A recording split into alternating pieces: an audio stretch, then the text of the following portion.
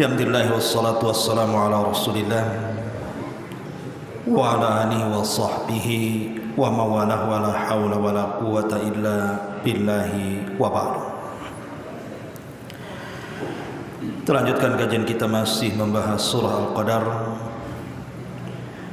dan kita masuk pada ayat keempat dari surah Al-Qadar. A'udzubillahi minasyaitonir rajim. Bismillahirrahmanirrahim. Tanazzalul malaikatu warruhu fiha biidzni rabbihim min kulli amrin salamun hiya hatta matla'il fajr. Pada malam Lailatul Qadar turun malaikat-malaikat dan juga Jibril dengan izin Rabbnya untuk mengatur segala urusan, di mana malam itu penuh dengan keselamatan sampai terbit fajar. Ma'asyiral muslimin, jamaah salat tarawih yang dimuliakan Allah Subhanahu wa taala. Kemarin kita sudah menjelaskan apa itu Lailatul Qadar dan apa keutamaannya. Maka dalam surah Al-Qadar ini ada kekhususan di malam Lailatul Qadar yang Allah Subhanahu wa taala firmankan di sini, di mana pada malam itu di antara kekhususannya adalah turunnya banyak para malaikat.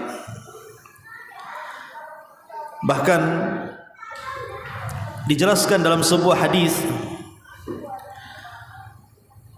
dan ini dinukilkan oleh Imam Ibnu Katsir rahimahullahu taala di dalam Tafsirul Azim Ibnu Katsir, sebuah hadis yang dikeluarkan Imam Ibnu Huzaimah dan beliau sahihkan hadis ini. Nabi sallallahu alaihi wasallam sampai mengatakan, innal malaikata tilkal lailata aktsaru fil ardi min adadil hasa. Sesungguhnya para malaikat yang turun dari langit ke bumi di malam Lailatul Qadar itu, jumlah mereka lebih banyak dibandingkan jumlah kerikil yang ada di bumi. Anda bisa bayangkan, siapa yang bisa menghitung kerikil yang ada di bumi? Tidak ada yang sanggup bisa menghitung kerikil yang ada di bumi. Jangan kerikil yang ada di bumi, antum pesan satu dump truck saja untuk ngecor gitu. Coba antum hitung satu dam, berapa itu jumlah kerikil? Lah malaikat yang turun ke bumi ini lebih banyak dibandingkan jumlah kerikil yang ada di bumi. Menunjukkan malaikat akan memenuhi bukan hanya daratan sampai ke lautan, bukan hanya tanah lapang sampai ke hutan-hutan. Saking banyaknya malaikat.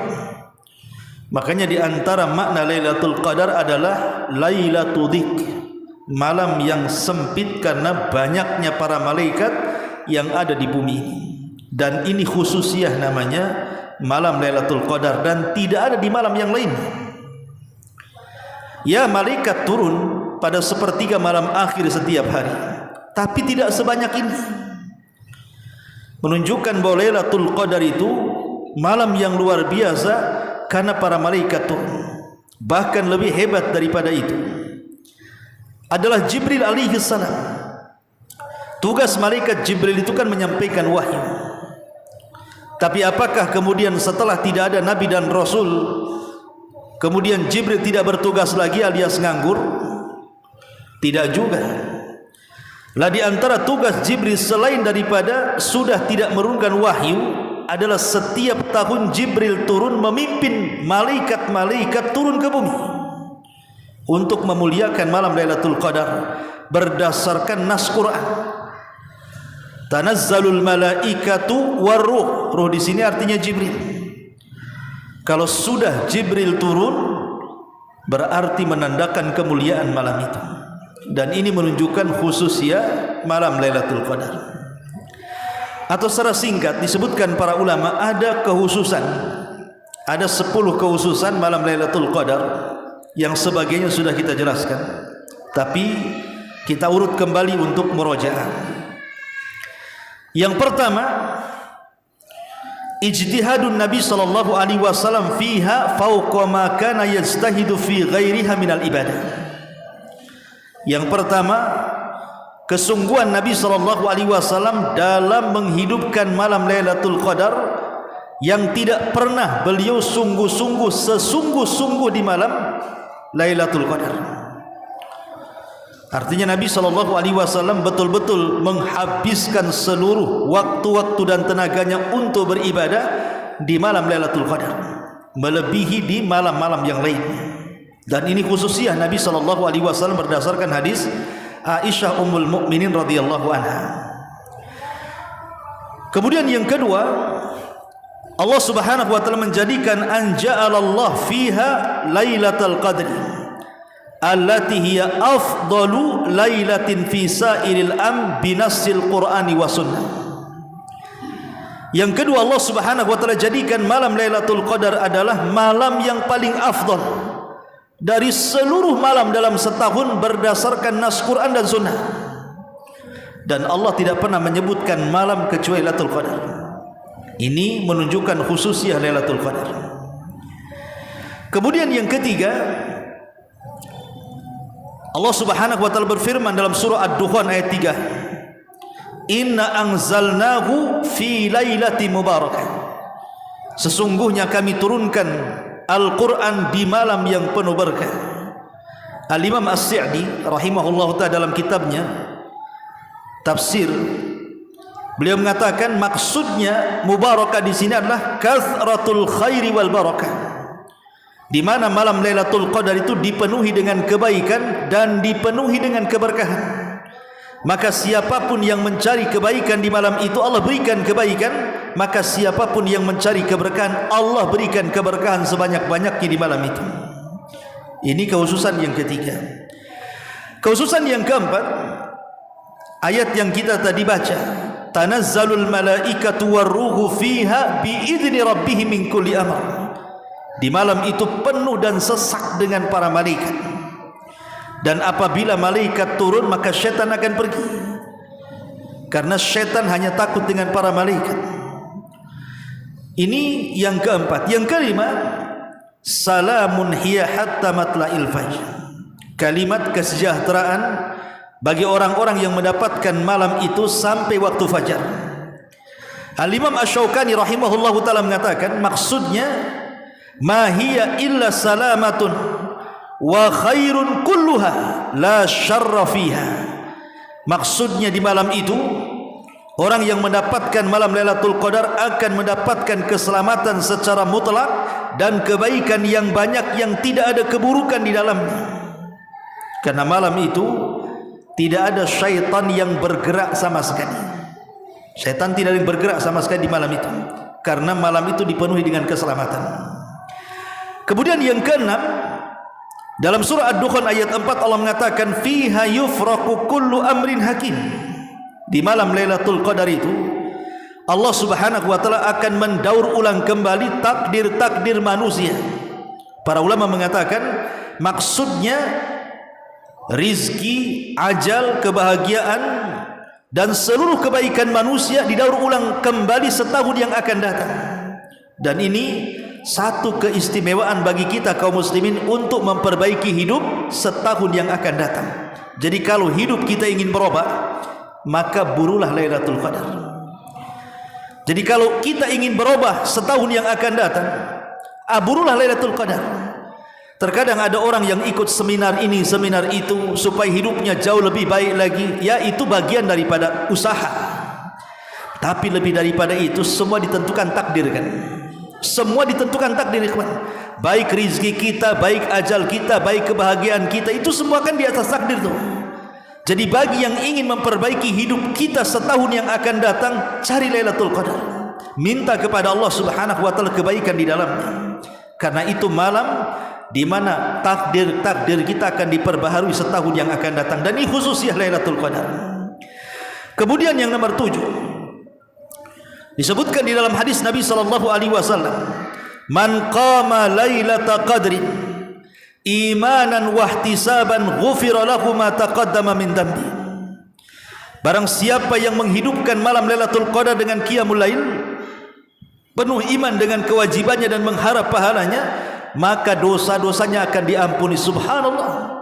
Ketika kita mendapatkan satu malam dan kita bisa hidupkan, maka semua dosa Allah ampuni semuanya. Luar biasa. Ini yang ketujuh. Yang kedelapan, bahwa malam Lailatul Qadar adalah malam istijabatud doa, dan ini yang penting. Malam di mana Allah akan mengabulkan doa-doa kita. Aisyah Ummul Mukminin radhiyallahu anha ketika bertanya amalan di malam Lailatul Qadar, dia mengatakan apa?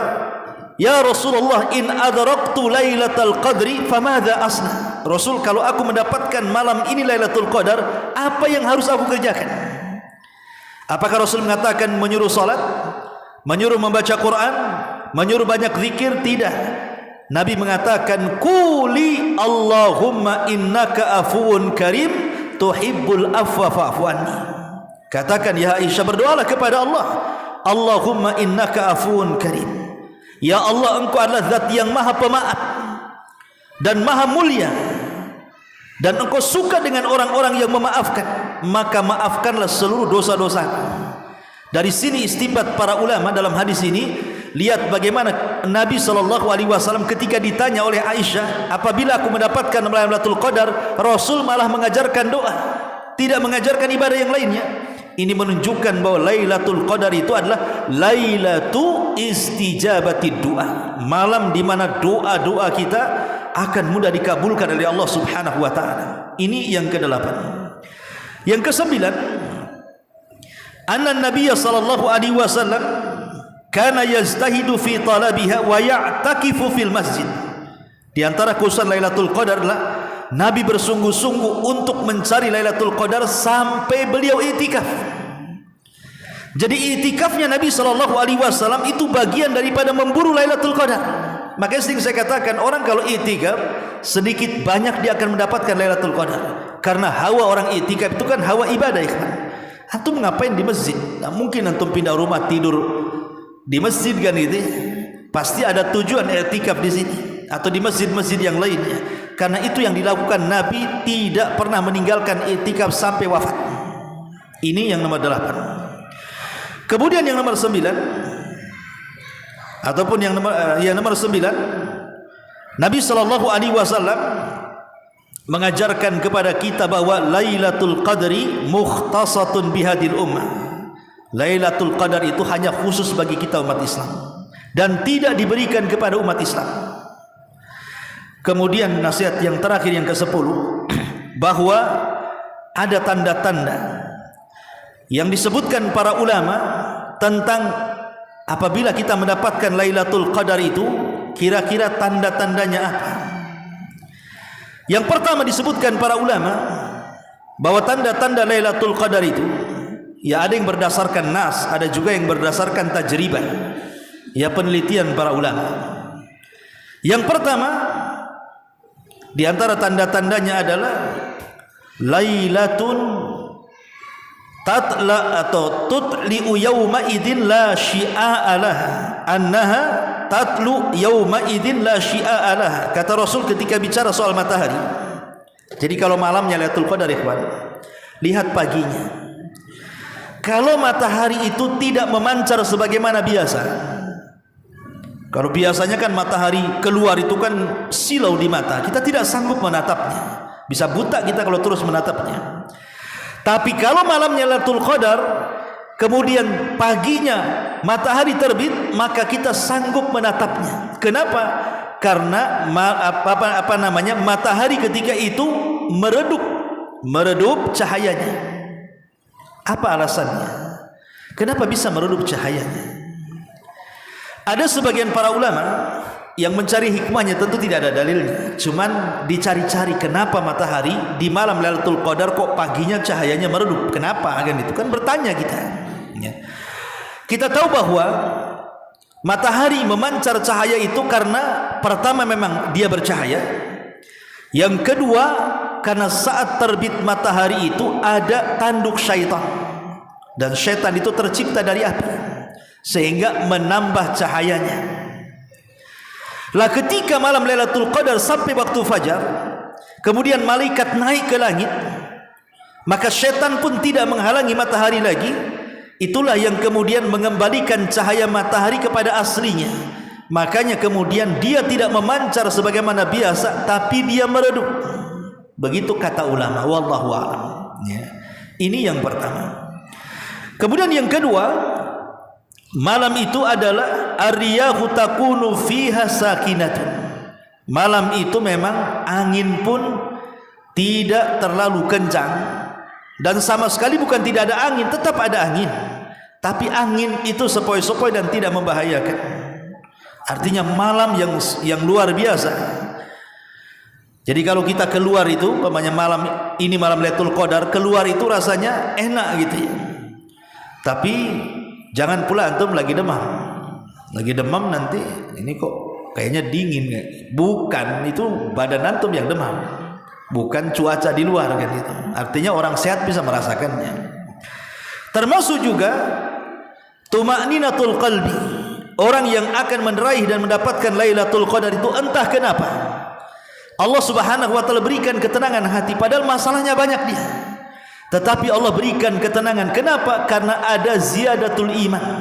Ada tambahan iman di malam itu dengan banyaknya kita beribadah kepada Allah Subhanahu wa taala, maka Allah berikan ketenangan. Bahkan kata para ulama, Allah berikan kesemangatan ibadah. Entah kenapa malam ini kok semangat ibadah. Itu kalau orang mendapatkan taufik mendapatkan Lailatul Qadar.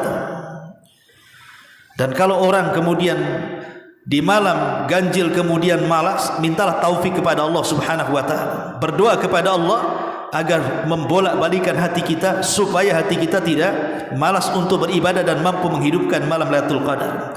Termasuk kuwatul idha'ah wan nur. Jadi kalau kita berada di tengah padang pasir atau di tengah hutan atau di tengah lautan yang tidak ada lampu sama sekali, sebab susah nanti membedakannya. Malam Lailatul Qadar itu ada tambahan cahaya bumi itu. Cuman kan kita tidak bisa membedakan karena di mana-mana ada listrik jalan kita masalahnya kan. Di rumah ada listrik, di halaman ada listrik. Kita tidak bisa membedakan ini ada ziyadatun nur, tambahan cahaya atau tidak. Ini hanya diketahui para nelayan yang di lautan, orang-orang di padang pasir, orang-orang di tengah hutan. Nah, mungkinlah mereka bisa merasakan bahwa malam itu ada tambahan cahaya. Dan itu menunjukkan adalah malam Lailatul Qadar. Kemudian juga insyirahus sadri lil muslim, tenangnya hati, lapangnya dada bagi seorang muslim. Ini diantara khususnya Lailatul Qadar. Tetapi kata para ulama, bukan berarti kalau seandainya cuacanya kurang bagus berarti malam itu bukan Lailatul Qadar. Tidak.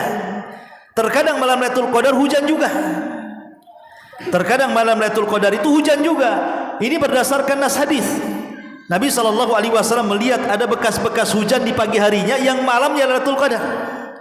Jadi kalau ada tanggal ganjil kemudian hujan, antum jangan katakan, nah ini nggak ada Lailatul Qadar ini. Hujan deras katanya. Bukan begitu. Terkadang Lailatul Qadar juga turun hujan.